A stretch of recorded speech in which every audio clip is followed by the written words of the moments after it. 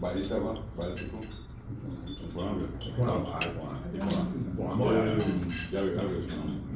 no hay nada más lindo que amanecer contento. Hay Aribaya Caruma, Viña, pasó un poco más allá, era Bozalla y Caruma. Desayunar como un rey, almorzar como un príncipe y cenar como un mendigo. Pero el asunto es que yo desayuno, almuerzo y ceno como un rey y también meriendo. Estamos la misma. Se nota en el volumen. Bueno, antes que nada agradezco al presidente de nuestro club por la invitación y bueno, voy a tratar de hacer una presentación donde básicamente la idea va a ser entender por una parte la función que tienen las lenguas o los idiomas dentro de la comunidad humana, ¿verdad?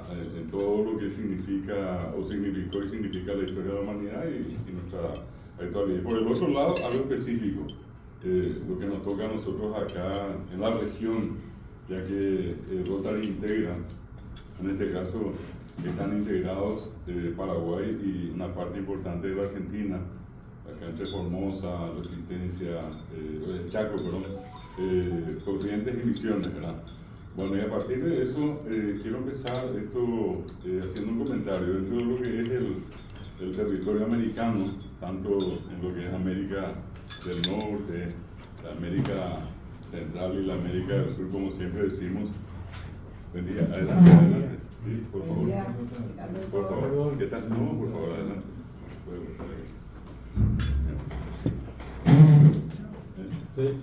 No, Chaco, de claro.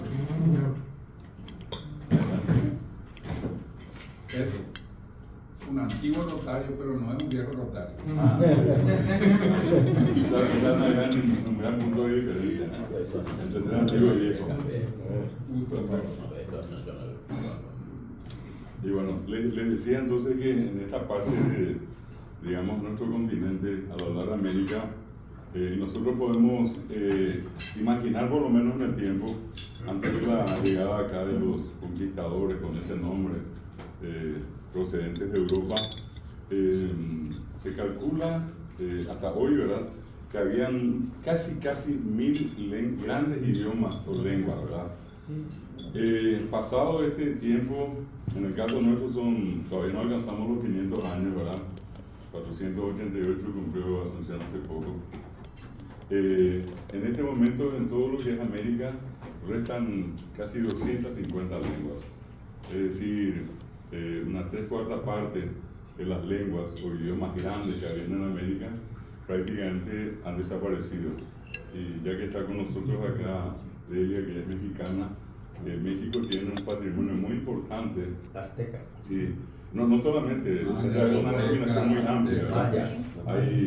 Y se habla hoy, por ejemplo, de los idiomas que en mayoría todavía permanecen, y entre esos idiomas, el idioma que tiene más presencia es precisamente el guaraní, ¿verdad? Está por detrás el quechua. Yo hablo acá de la región más próxima, lo que se llama América del Sur, el caso del aymara, el mapuche de Chile, ¿verdad? Son las lenguas así muy conocidas a nivel internacional y en cualquier evento, esto que se suelen hacer sobre multilingüismo y otros, tanto en Europa o acá en América, siempre los primeros oradores o los invitados directos pertenecen a estas grandes comunidades lingüísticas de América, ¿verdad? Bueno, si nosotros bajamos un poco más, repito, se han perdido prácticamente la 3/4 parte de las lenguas originarias nativas de América. Si bajamos hoy, y repito, tomamos el caso de nuestro con el guaraní, nosotros, en la referencia a la gente, sea quien sea, normalmente en Paraguay, ¿cuál es el idioma nativo? Y es el idioma guaraní. Sin embargo, nosotros acá tenemos al guaraní como una especie de portal, una ventana por donde nos miran desde cualquier lugar del mundo. Y decía yo, sin embargo, son varias otras lenguas que se hablan acá. Hoy están clasificadas así como lenguas nativas 19. en un trabajo anterior de la década del 70, 80, 90, un gran pero extraordinario trabajo que llevó adelante una de las mujeres más destacadas en el Paraguay, sin que haya sido precisamente paraguaya, la doctora Branislava Suznik. Ella recorrió por pedido del doctor Andrés Barbero. Lastimosamente, ella llegó a casi a 1950, ya el doctor Andrés Barbero, quien la había convocado a ella, llegó ella y Barbero falleció un tiempito antes de su llegada, pero dejó las indicaciones para que se le diera todo a ella para hacer un trabajo de, en este caso, registro de las comunidades indígenas y el estado en el cual se encontraban. Ella trabajó desde 1950 hasta 1970. Yo tuve el placer, por una parte, y hasta el privilegio de haber compartido mucho tiempo con la doctora Suznik. Yo trabajaba en ese tiempo, en la década del 80, en el Instituto Andrés Barbero, que formaba parte de lo que hoy se llama, o sea, forma parte de lo que se llama Fundación La Piedad, que reúne todas las obras de Andrés Barbero, que son numerosas, ¿verdad? Bueno, y ella hizo el recorrido durante 20 años y al cabo de 20 años ella logró identificar 17 etnias diferentes en Paraguay. ¿Y qué es lo que hizo de cada lugar que ella iba visitando? Porque llegaba a lugares tan distantes, podríamos decir inclusive impenetrables. Acá el doctor Kegler sabe esto porque en el Chaco, y bueno, todos los que conocen el Chaco saben que hoy mismo sigue siendo un lugar bastante complicado, muy difícil, ¿verdad? Imagínense ustedes, en 1950, 60, ni siquiera habían vehículos que hoy disponemos, vehículos 4x4, no había, qué sé yo, GPS. 32 en la guerra, ¿de qué parte? No, terrible, ¿verdad? Estoy hablando inclusive de una situación muy especial. Ella siendo extranjera, apenas hablando inclusive el castellano, pues me decía ella, eso fue mi dolor de cabeza. Yo, ¿por qué no nací en un país de América? Me decía. Porque mi gran problema fue el castellano. Y por el otro lado, ella consiguió, gracias también a sus buenos oficios, a una serie de interlocutores, así como traductores de cada etnia. Y bueno, ¿qué es lo que finalmente ella hizo? Reunió el arte, la cultura de cada una de estas comunidades donde ella iba, repito, en algunos casos 15, 20, 30 días, 2 meses. Habían viajes que eran larguísimos y ella iba donde podía, iba con un jeep que tenían dentro de la fundación, que ese jeep está inclusive hoy en el museo del doctor Andrés Barbero. Y en ese jeep, cuando podía, y otras veces en carreta, otras veces a caballo y el resto a pie. Bueno, y fue rescatando de cada uno de esos lugares muestras culturales. Y con eso ella construyó así parte por parte lo que hoy se conoce como el Museo Etnográfico Doctor Andrés Barbero, que está allí sobre la calle España y Mompox. Siempre la invitación a aquellos que quieran y puedan visitar. Ella lastimosamente falleció, pero una continuadora de su trabajo, que fue su asistente, su mano derecha, es la hija también de un gran historiador paraguayo, Carlos Pucineri Cala. Estoy hablando de la profesora Adelina Pucineri. Le dio continuidad a la labor de Suznik y quedó a su cuidado todo aquel extraordinario, yo diría una obra monumental que hizo Suznik. ¿Qué más aportó ella? 80 libros que tratan toda la realidad del mundo indígena paraguayo. Y ella en ese momento encontró 17 etnias, 17 naciones. Yo solo, para no caer un poco en esas circunstancias así tan despectivas, de decir pueblo, qué sé yo, tratarle de una manera tan minorizada, ¿verdad? Entonces, en realidad para mí son repúblicas, ¿verdad? Son naciones.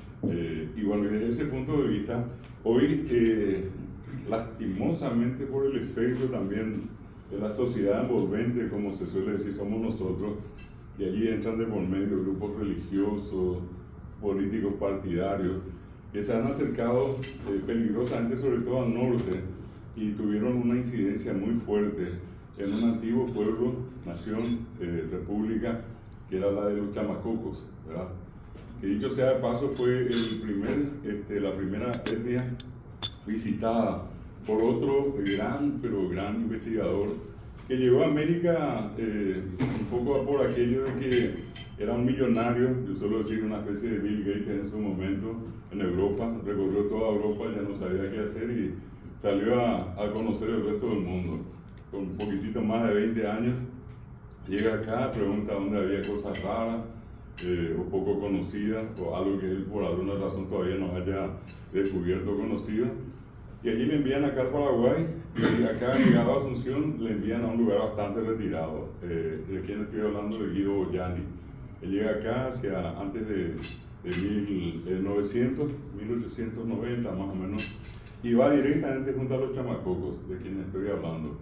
Él en ese momento era un retratista, inclusive, dentro de todo consiguió rescatar un vocabulario, hizo las traducciones, publicó ese vocabulario, hizo 3 viajes y en el tercer viaje a él lo matan en la zona del norte del Chaco. Nunca jamás se supo quién fue el autor, al punto que en un principio un indígena fue acusado en Chamacoco de su muerte, pero finalmente, como no hubo pruebas, el indígena un año después fue liberado. Y menciono esa comunidad para que inclusive se den cuenta ya de la antigüedad, estamos hablando más de 100 años, mucho más que eso, ¿verdad? Y esa comunidad hoy, tan alejada, fue bastardeada, pero por todos los lados por estos grupos, ya sean religiosos o políticos. Y lastimosamente eso hizo que ellos se atomizaran, se dividieran. Y allí se generaron 3 grupos más, 2 de ellos que ya estaban reconocidos y uno que está en vías de reconocimiento. Con eso de 17 sube a 19 y probablemente con el que falta, con eso se van a completar 20 naciones indígenas en Paraguay. Los chamacocos se dividieron en Isil, tomárajos e irritosos, lo que antiguamente eran chamacocos exclusivamente. Y siempre suelo recordar el caso de ellos porque... Te interrumpo ahí, sí. ¿Y son 3 idiomas diferentes otra vez? El idioma es el mismo, solamente lo que hubo allí... Porque yo lo de 17 nomás tengo fijo y una lengua desaparecida. Claro, el gran drama que hay, Olavo, que al atomizarse ellos, lograron su reconocimiento político acá por parte del INDI como una nación, ¿verdad? Pese a que son hablantes de una misma lengua. Es lo mismo que, por poner un ejemplo parecido, se da con el tema del guaraní. Uno tiene el guaraní con los painitas veteranos del norte, o hacia el este están los famosos abá guaraní, o en la parte, digamos, del norte al sur, inclusive al lado argentino, los migá, y el caso también de los famosos baché, que están en la zona del Maracayú, una parte en Caguazú y otra parte en Cazapá. Pero genéricamente están clasificados como guaraní. ¿Tienen sus diferencias en el hablar? Tienen sus diferencias en el hablar. Y eso también ocurre con esto, como estamos hablando de un territorio bastante amplio, entonces se da ese fenómeno. Precisamente nosotros el domingo tuvimos una reunión que en el Ateneo siempre es una reunión mensual el primer domingo, y hace años que nosotros recibimos a uno de estos chamacocos que hacen un viaje, pero infernal. Yo no le desearía ese viaje a nadie. Él tarda casi una semana entre ir y volver, y lo hacía en barco. Y ahora se complicó toda la cuestión, y parte que hace por tierra y otra parte 400 kilómetros hace en una deslizadora para ir de Puerto Limpo hasta el lugar donde él está, que está más al norte, y al llegar allí tiene esas dificultades. Él trae artesanía de allá como puede, y normalmente nosotros le damos un espacio para hacer sus ventas, ¿verdad? Solemos ayudarle inclusive con los pasajes, darle un poco un viático también. Pero le menciono a él se llama Ogua, es un artista chamacoco, Ogua Balbuena ya es su nombre, digamos, occidental, y ellos están tan retirados, pero tan retirados, que me comentaba justamente esta cuestión, lo aislados que están, y con todo eso totalmente desprotegidos. Y eso es lo más delicado, porque de ese grupo original de los chamacocos, los que hoy quedaron con ese nombre son apenas 160 últimas personas.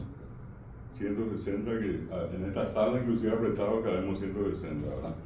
Bueno, eso es todo lo que resta de ellos. Y el grupo o sea, en este caso la nación de la cual forma parte amigos, es el grupo que inclusive llegó a la medida drástica ya de no reproducirse, no multiplicarse.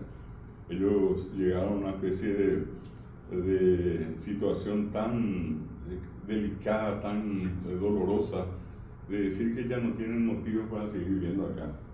Inclusive, desde el año 2000 hasta ahora, en el registro que ellos tienen, porque justamente en la intimidad se puede preguntarle, cuenta ciertas cosas, pero en público no lo va a hacer. Él me decía que ellos tienen 5 casos de infanticidios, porque a partir de la decisión que ellos tomaron ya no se pueden reproducir, o sea, por una especie de lo que se conoce acá entre nosotros como derecho consuetudinario, el derecho basado en la costumbre entre ellos, ¿verdad? Ellos adoptan algo y cumplen a rajatabla, y decidieron ya no multiplicarse, y entonces la práctica es que por una cuestión accidental una mujer queda embarazada, dejan que la mujer complete el ciclo, nace la criatura y al lado en la tierra, ¿verdad? Ya está una fosa y entierran directamente a la criatura nacida así, ¿verdad? Por aquello de ya no y solamente desde el año 2000 hasta ahora, él me decía, tuvimos 5 casos, es decir, todos los demás casos, entre comillas, fueron controlados, ¿verdad? Es decir, las mujeres ya no quedaron embarazadas, solamente de manera accidental. 5 casos a lo largo de estos 25 años son casos accidentales. Bueno, este comentario viene un poco para entender cómo están ellos en su actualidad, qué dificultades tienen. Pero cuando nosotros, yo les decía, miramos la película de afuera, hay así como una imagen bastante bien dibujada de lo que es el guaraní en el Paraguay, pero como que detrás del guaraní están hasta ahora 19, próximamente con uno de ellos que está en trámite, van a ser 100 naciones indígenas. ¿De cuánto hablamos de acuerdo al último censo? 140.000 personas en Paraguay, de los 6 millones y un poco más que somos, 140.000 son nativos indígenas. Y de esos 140.000, aproximadamente 80.000 son de habla guaraní. Y en ese residuo de 40.000 están incluidos, por ejemplo, el caso de estos chamacocos. ¿Cuántas veces ustedes seguramente al salir a casa han encontrado con los macá? Los macá son nativos, pero no son guaraní, desde el punto de vista lingüístico, a eso me refiero. Y ellos están ya, prácticamente todos se han mudado acá al barrio Universo, en la zona de Mariano Roque Alonso, y una pequeña parte, ustedes cruzan ahora el puente Héroes del Chaco, del otro lado está un territorio que es de ellos, pero son muy pocos. Y cerca, a través de ellos, estaban, yendo hacia Cerrito, estaban los famosos toba, los tobacón, que hoy día un alto porcentaje, cerca de 2.500 que fueron en su momento, se calcula que más o menos 2.000 ya se han mudado a Formosa, al territorio argentino, porque tienen mejores condiciones de vida, una atención mucho más digna por parte de las autoridades. Y han quedado acá 500 peleando su día a día. Ustedes, un poquitito más siguiendo el curso del río Pilcomayo, estamos acá, y en la zona media, en ese sector donde está el Estero Patiño y toda esa parte, y yendo hacia Mariscal, de allí están los famosos Nivaclé, o también llamados Chulupí. Estos son los más numerosos en el Chaco, son 15.000 personas, 15.000, el grupo más numeroso. El caso les decía yo, de los macá, 2.500 personas, 2.000 ya están acá, 500 en el Chaco, y en el extremo allá, entre Argentina y Bolivia, en la frontera, está una comunidad llamada Manjuy, o Manjuy. Estos se le dice también Soroti en el guaraní boliviano y Soroti para nosotros acá. Ellos son 250 últimas personas. Y viniendo por el lado del río Paraguay, bajando desde lo que sería el río Apa, hasta más o menos el Pilcomayo, está una familia lingüística, como que yo le diga a ustedes, hablamos castellano, ¿y dónde? Bueno, en España, en Argentina, en Paraguay y todos los países de América, porque cada uno tiene unas características fonéticas y semánticas que le hace particular a su sociedad. Bueno, eso mismo va a ocurrir con esto que se llama Mascoy, y allí están los Angueité, Guaná, Sanapaná, los Toba y Lengua. Son 5 naciones dentro de una gran nación lingüística, ¿verdad? Y luego ya en el extremo norte, como les dije recién, están los chamacocos y los ayureos. En la región oriental hasta hoy es una región exclusivamente guaraní. Y allí están las 4 naciones grandes que les mencioné. En la zona del norte, los Painta-Vitená, hacia el este, los Aba guaraní, que tienen una presencia muy importante en territorio brasileño, y también en el norte argentino. Y el caso de los Muigá que vienen desde el río Apa bajando hasta cruzar el Paraná a Misiones Argentinas. Y finalmente el núcleo más pequeño, más reducido, que está en peligro de muerte, que está en la línea de la muerte, que son los H. Los H están en la reserva de Paracayú, una parte cerca de Curuguatí, que es una comunidad, un tecojá muy conocido, se llama Chupapou. De allí era, o sea, es porque está viva ella, es Margarita Miwangui, la que alguna vez fue la primera presidente del INDI, la que también Margarita tiene su historia, pasó por las peores experiencias de su vida. A ella la secuestran porque era una cuestión que inclusive Evany, siendo todavía periodista, hacía un programa que seguramente muchos de ustedes recuerdan, Reportaje al País. Ella llegó a registrar, por ejemplo, la matanza de los indígenas H en la zona de Curuguatí. Era como una especie de tour, ¿verdad? Y era la cuestión entre mate y a la salida pague, ¿verdad? Bueno, y si no era así, secuestraban y eran sometidos a todo tipo de experiencia de sometimiento, trabajando en la casa, haciendo tareas forzadas, etc. A Margarita la secuestran la primera vez y fue violada varias veces. Finalmente, producto de eso, nace uno de sus hijos.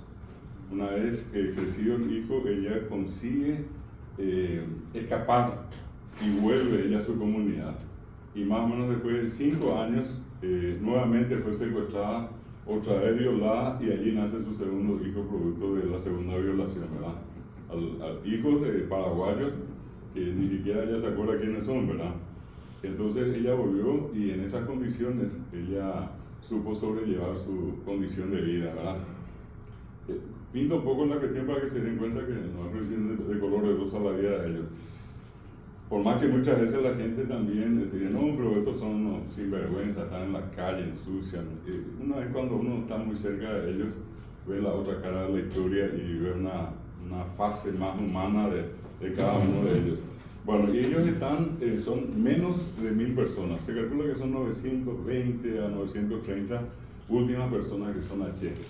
Los que mencioné antes, los Paín, los Muigá y los Abá Guaraní, son 20.000 personas en cada una de estas naciones. Pero la más reducida es la de los H. Bueno, este mapa que acabo de dibujar tiene otra vez un paralelo en nuestro entorno. Cuando digo paralelo, en el sentido de que vamos a encontrar guaraní en territorio brasileño, ¿verdad? Y no solamente guaraní físicamente identificado, así como este señor, esta señora, esta criatura, este joven son nativos guaraní. Uno cruza acá, va a Campo Grande, seguramente cuántas veces le tocó a usted la experiencia, Paraná, todo este sector Mato Grosso que dije recién. Ustedes pueden ir inclusive al Río de Janeiro, la zona allí de Río Grande do Sul, ¿verdad? Florianópolis, y uno va a encontrar un montón de indígenas que por aquello de la creencia guaraní de que hacia el este está el idioma en la tierra sin mal, en otras palabras del cielo, se han desplazado siempre hacia allí y han llegado hasta la costa del mar, a la que inclusive se le dio el nombre guaraní, que es Pará, ¿verdad? Y allí en algún momento quedó inclusive un apellido famoso en una novela que hablaba de Paraguazú. El Paraguazú, que es el nombre del Océano Atlántico, ya tiene un nombre en guaraní en territorio brasileño. O ustedes, por ejemplo, ven como el sitio más importante del desarrollo de todo lo que es la política internacional e interna del Brasil, lo que conocemos como Itamaraty, ¿verdad? Pero ellos escriben Itamaraty. Ustedes siempre se van a fijar que la última I es una Y, y como ellos, como en el castellano y en el portugués no existe la U, es decir, nadie que no está acostumbrado a pronunciar va a pronunciar la I así nomás. Es lo que le pasa a nuestros hermanos argentinos y otros que vienen acá y no pueden decir I Pacaraí o I Sirí, y bueno, sale I Pacaraí o I Sirí. Bueno, cosas como esas no, porque ahí también hay una actitud un poco maliciosa cuando la gente dice, ¿cómo no va a decir? ¿Por qué no dice? Y pareciera todo tan fácil cuando que el aparato fonador no está adaptado. Eso requiere un proceso de adaptación, lleva tiempo. O sea, no mucho, pero depende también del interés de la persona. Eso se puede adaptar en 15 días, 20 días un fonema, no hay problema. Pero lo que yo voy nomás es que en el caso de ellos no pudieron pronunciar Itamaraty, y la palabra Ita es piedra, y maná significa todo lo irregular, lo anormal.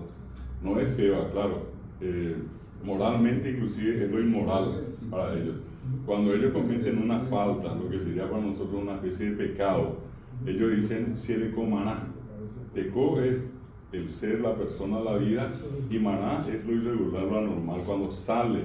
¿Y qué es lo que tienen que hacer? Ellos solamente buscan desarrollar algo que se llama Tecocatú, que es la vida plena, la vida regular, la vida normal. Bueno, ese fenómeno se da en Itá Maná, son piedras irregulares, deformes, no tienen, digamos, una forma definida, a lo estético ante nuestra vista. Y Tí, que es el lugar donde abundan las piedras deformes. Y ese es el nombre nada más y nada menos que de un sitio, prácticamente en el centro de Brasil, en el centro de América, inclusive en América del Sur.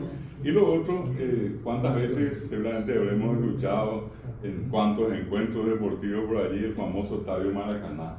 Y el Maracaná no es otra cosa que el nombre de un loro, ¿verdad? Y acá, yo siempre suelo recordar a un personaje muy conocido, Alder Alcides, el que nunca cantó bien, ¿verdad? Bueno, Alder Alcides es de Maracaná, y Maracaná es un distrito en el Paraguay. Es un distrito, un municipio, ¿ves? Y tiene el nombre de un loro. Y hay comunidades que tienen inclusive el nombre de Maracanaí, que sería otra una variedad de loro más pequeño, ¿verdad? Que tiene características propias y tiene nombre guaraní.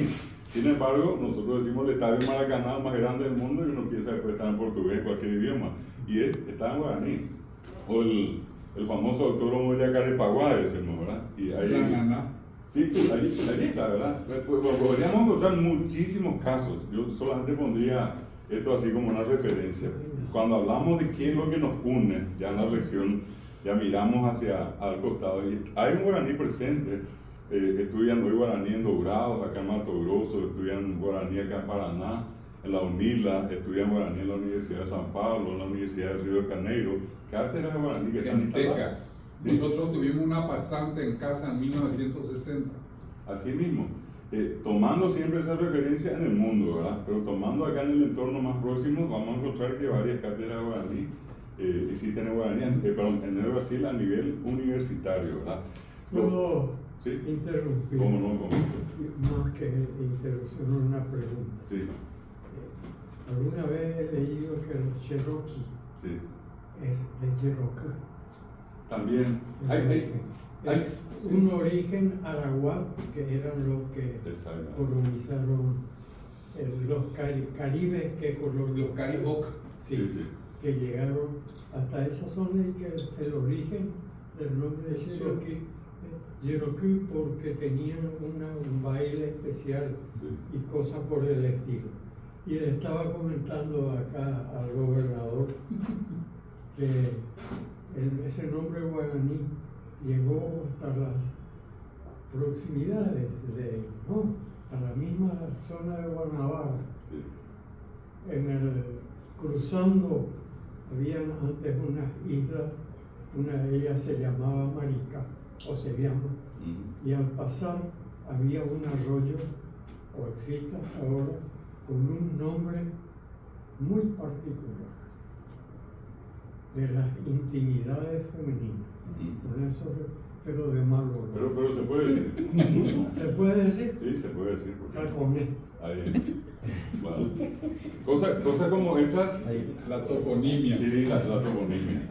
A donde es importante en el aporte que está haciendo nuestro compañero es que esa influencia, y viene lo que dijo Lau, Estados Unidos, estamos hablando de Norteamérica, el guaraní ha sido demasiado amplio, ¿verdad?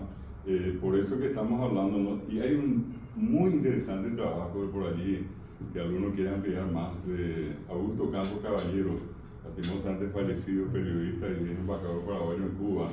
Él rescató una cantidad muy importante de palabras usadas en Cuba y en Venezuela en particular, totalmente guaraní. De hecho, hasta hoy en Venezuela existe lo que para nosotros sería un departamento, ¿verdad? Que habla guaraní.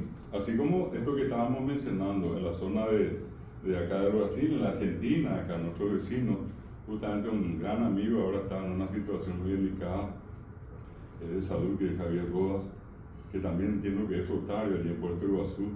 Él mantiene desde hace años una escuela indígena donde los que estudian son guaraní, mbigá y abá guaraní. Y es una comunidad muy interesante, en un trabajo pero fabuloso que él está haciendo en toda esa región. Nosotros vamos a encontrar guaraní en la zona de Misiones argentinas, muchísimas.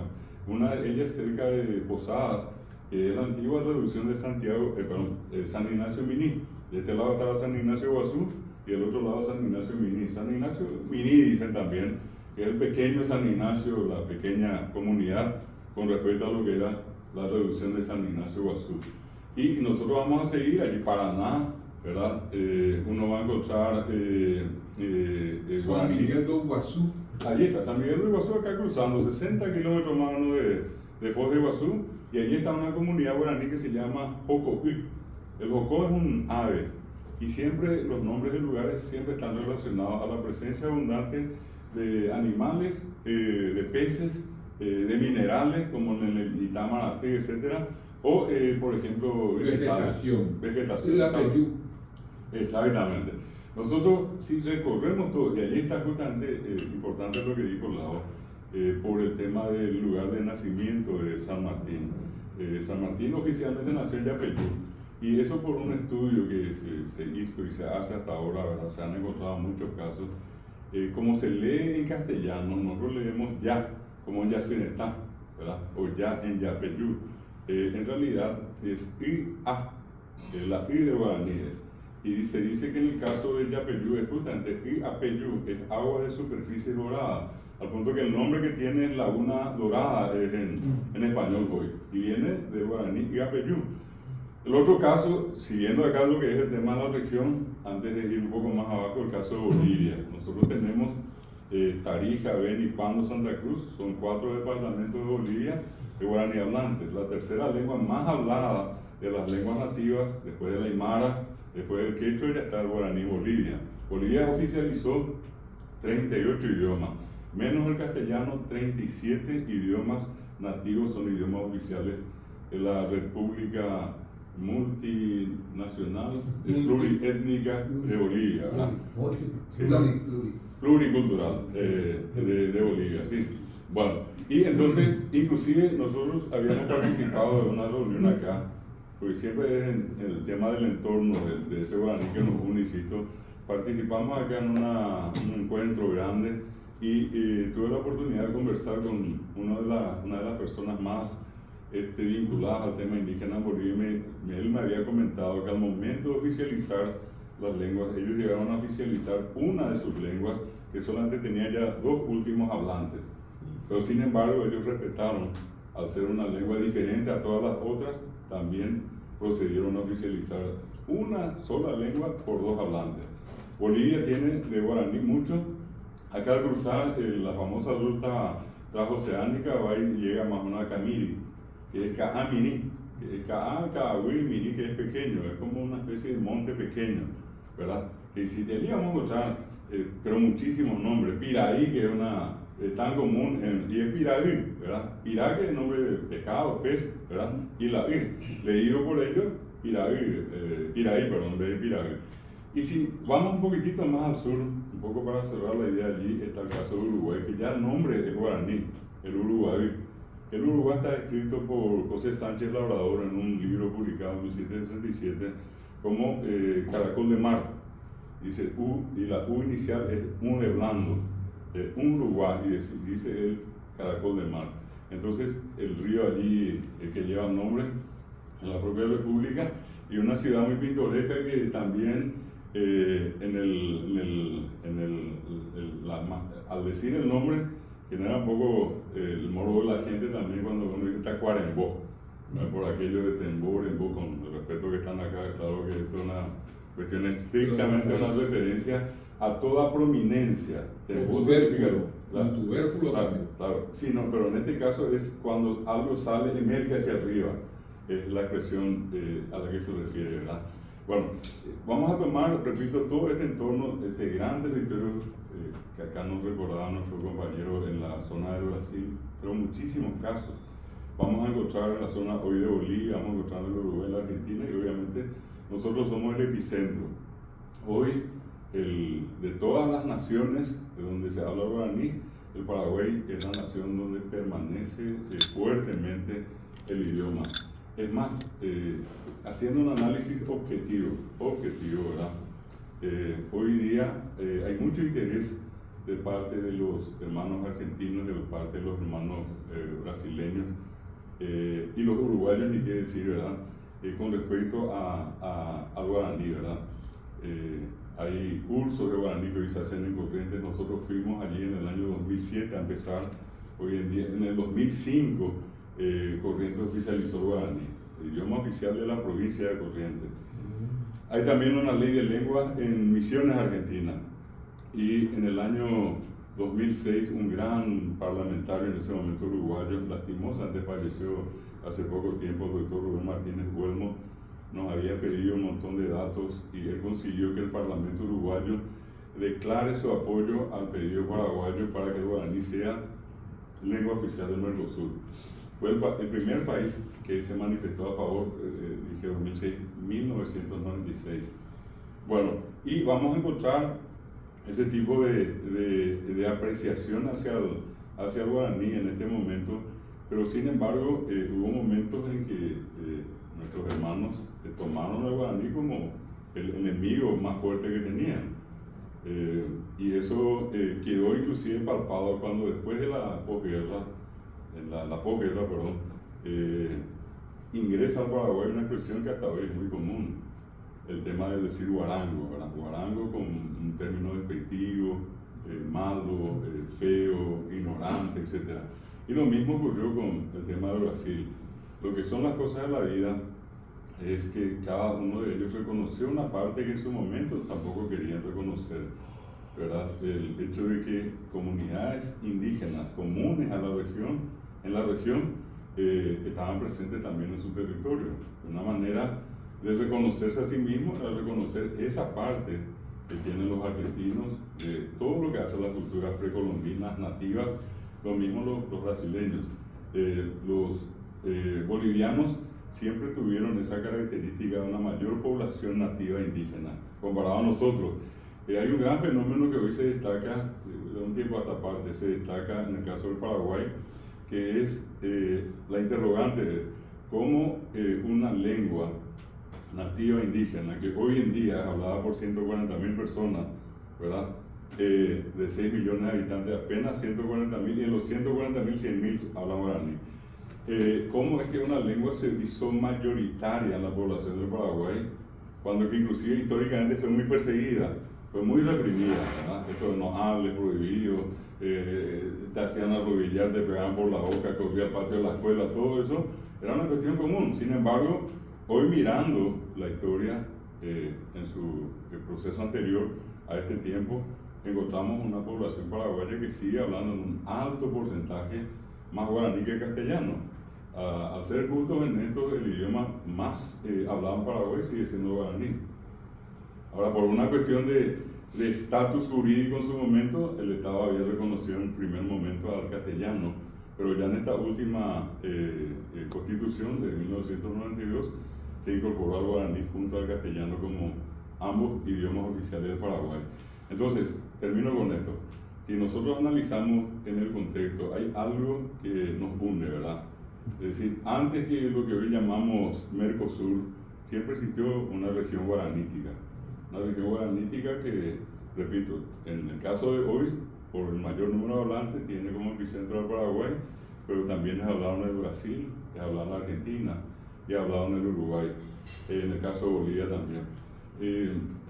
Cuando se estaba tratando el tema de la incorporación del guaraní al Mercosur, nunca olvido que lastimosamente había fallecido un gran amigo, el doctor Héctor Lacoñata, había presentado el proyecto para incorporar al guaraní como lengua del Mercosur.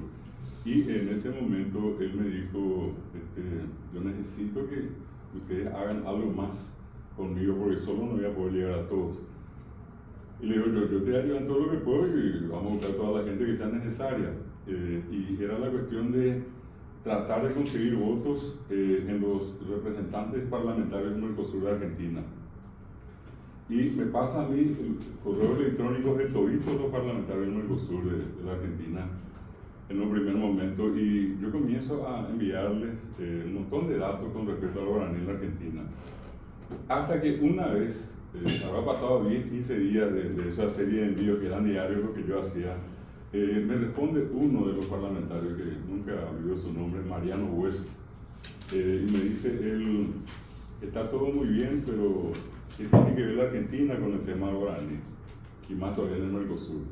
Entonces yo le indico que provincias y personas que están viviendo en la Argentina, inclusive paraguayos, descendientes de paraguayos y argentinos que hablan guaraní. Y me dice, yo puedo hacer algo, me dice, pero tiene que haber algo más fuerte que eso. Bueno.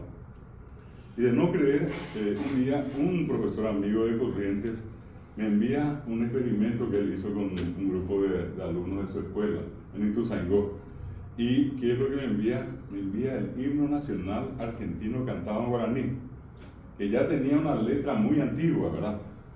Y entonces, ¿qué hago yo? Como me envió esto, yo le paso eso en un solo envío a todos. Pero siempre hacía yo eso a la noche.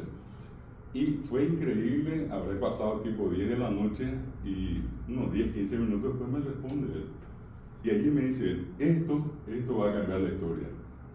Y de no creer, al día siguiente nosotros recibimos un documento, ya tenemos, donde en representación de los parlamentarios argentinos, la Argentina iba a suscribir el proyecto para que el guaraní sea idioma oficial del Mercosur. Y fue una cosa de novela, ¿verdad? Cuando pasó eso, de la alegría que teníamos, allí sale él y me dice, no, pues falta una parte importante, falta Brasil, me dice. De Uruguay ya no teníamos problema porque ya habíamos conseguido que el Parlamento uruguayo se asocie al pedido, ¿verdad? Bueno, y entonces comienzo a hacer lo mismo. Y ya con la experiencia en la Argentina, encontré la Biblia traducida del portugués al guaraní, del guaraní al portugués, un montón de datos, inclusive donde se enseñaba. Y hago lo mismo y envío, y comencé ya a buscar himno, ¿verdad? Del Brasil en guaraní. Y pasé buscando por ningún lado, encontré, hasta que me escribe justamente, ya que Olavo recordó, San Miguel de Iguazú, un profesor licenciado en historia, guaraní, que era paraguayo, que ya estaba allí, buscando llegar hasta el océano Atlántico, pues iban por etapas, ¿verdad? Y ellos se quedaron allí en San Miguel, en la aldea de Ocoví. Él se llama Antonio Cabrera, y me dice, profesor, eres el cabarino, me estás buscando mal. Y le digo yo, aparece con las de Canal, le digo, ¿cómo tengo que buscar? Y vos ponés himno, y acá se dice hino, H-I-N-O. ¿Y qué hace? Pero me dice eso, pero allí sobre la marcha me tira el himno brasileño cantado en guaraní, nada más y nada menos que en el Sambódromo de Río de Janeiro, ¿verdad? Por un grupo de indígenas cantan el himno, bueno, envío, y ustedes no me van a creer, pero yo tengo el correo, nada más y nada menos que Romeu Tuma me responde el correo. ¿Ah? Estamos hablando del alcalde de San Pablo, gobernador, parlamentario, un capo, ¿verdad?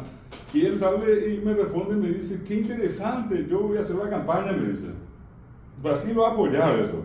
Bueno, y acá se hizo la reunión en el Parlamento paraguayo en el año 2009 y nos habían invitado especialmente, el doctor Ignacio Mendoza era presidente del Parlasur cuando eso, nos dieron un lugar y fuimos testigos de cuando el doctor Héctor Lacoñata se levanta en nombre de la delegación paraguaya y pide que el guaraní sea idioma oficial del Mercosur.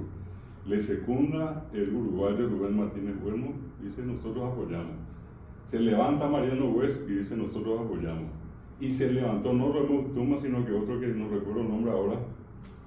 Y en nombre de Brasil nosotros apoyamos la propuesta paraguaya. Y termina el tipo hablando guaraní, siendo brasileño, ¿verdad? Termina el discurso hablando guaraní. Y se aprueba por mayoría, pero se aprueba por unanimidad. Esa es una cuestión muy interesante que todos tenemos que entender también de cómo en los altos niveles políticos también hubo un acuerdo ya en los últimos tiempos al respecto. Es como cerrando ciertas heridas del pasado, hay una intención de mantener una identidad, una unidad, si se quiere, en la región.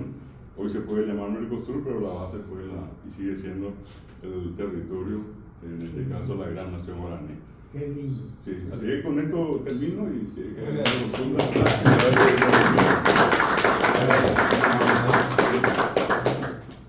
Interesante. En el Mercosur no se negocia, se consensúa.